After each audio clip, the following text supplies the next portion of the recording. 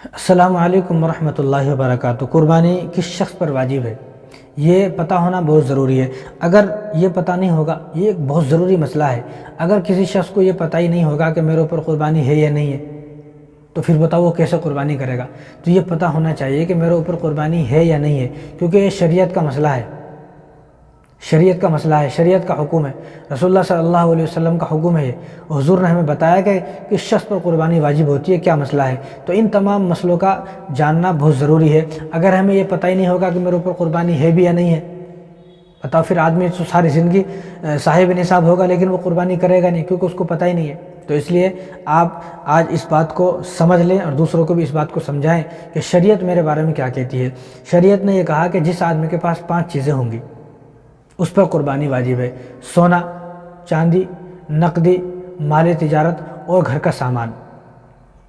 گھر کا سامان، اب دیکھ لیں آپ، سونا اگر آپ کے پاس اتنا ہے کہ اس سونے کو بیچ کر آپ 52.5 تولہ چاندی خرید سکتے ہیں، یا 52.5 تولہ چاندی آپ کے پاس ہے، یا 52.5 تولہ چاندی کی مقدار میں آپ کے پاس بینک میں پیسے ہیں، یا آپ کے پاس جیب میں پیسے ہیں، یا آپ کے پاس کہیں بھی رکھے ہوئے پیسے ہیں، یعنی اتنے پیسے ہیں کہ جن پیسوں سے آپ 52.5 تولہ چاندی خرید سکتے ہیں، یا آپ کی دکان میں اتنا مال ہے جو بیچنے کا ہے، اتنا مال ہے کہ اس مال کو بیچ کر آپ 52.5 تولہ چاندی خرید سکتے ہیں، یا آپ کے گھر میں اتنی ساری چیزیں ایسی ہیں کہ جو پورے سال کام میں نہیں آتی ہیں، ان ساری چیزوں کو اگر ملایا جائے اور ان ساری چیزوں کی مقدار اتنی ہوتی ہے کہ اس سے 52.5 تولہ چاندی آدمی خرید سکتا ہے، یا 52.5 تولہ چاندی کی جو قیمت ہے اس قیمت کے برابر آپ کے پاس پیسے ہیں، جیسا کہ اب 60,000 روپے میں 52.5 تولہ چاندی آپ خرید سکتے ہیں۔ اگر آپ کے پاس 60,000 روپے ہیں، یا 60,000 کی چاندی ہے، یا 60,000 کا سونا ہے، یا 60,000 کا آپ کی دکان میں سامان ہے،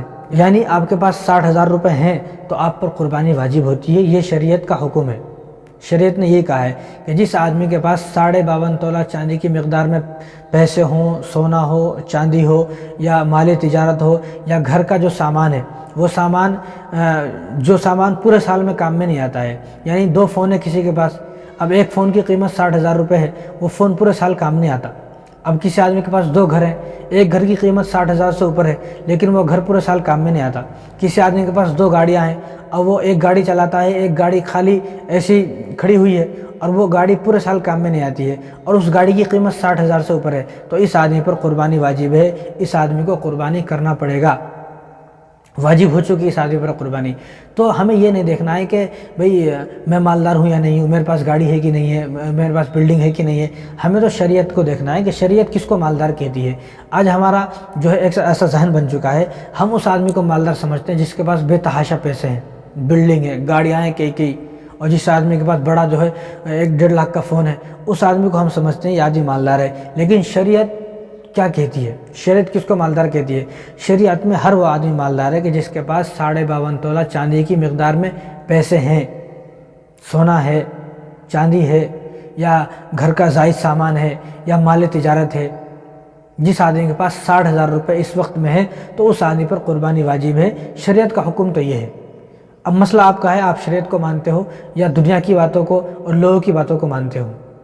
تو ہمیں تو شریعت کو ماننا ہے، لوگوں کی باتوں کو نہیں ماننا ہے۔ شریعت کو ماننے میں ہی کامیابی ہے، لوگوں کی باتوں کو ماننے میں ناکامی ہے۔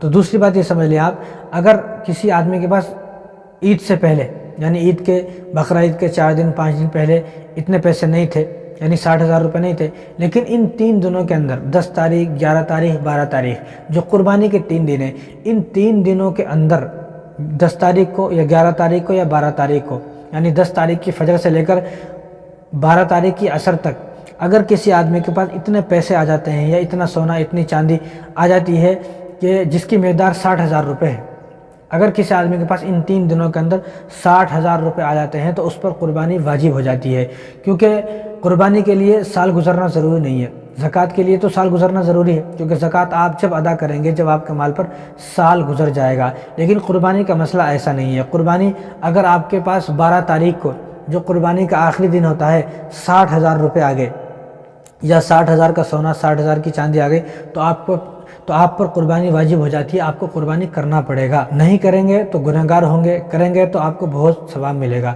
اور دوسری بات یہاں پر آپ سمجھ لیں کہ قربانی کا تعلق شادی سے نہیں ہے۔ بعض لوگ یہ سوچتے ہیں کہ ابھی تو میری شادی نہیں ہوئی ہے تو مجھ پر قربانی واجب نہیں ہے، شادی کے بعد قربانی واجب ہوتی ہے. بھئی تو 40 سال 50 سال تک شادی نہیں کرے گا تو کیا 40-50 سال تک قربانی بھی نہیں کرے گا؟ تو قربانی کا تعلق شادی سے نہیں ہے، قربانی کا تعلق ہے صاحب نصاب سے. جو آدمی صاحب نصاب ہو گیا، جس آدمی کے پاس 60,000 روپے آ گئے، یا جس آدمی کے پاس 60,000 کا سونا یا 60,000 کی چاندی آ گئی، تو اس کو قربانی کرنا پڑے گا. قربانی کا تعلق شادی سے نہیں ہے. اسی طرح بعض لوگ یہ سوچتے ہیں کہ قربانی کا تعلق عقیقہ سے ہے.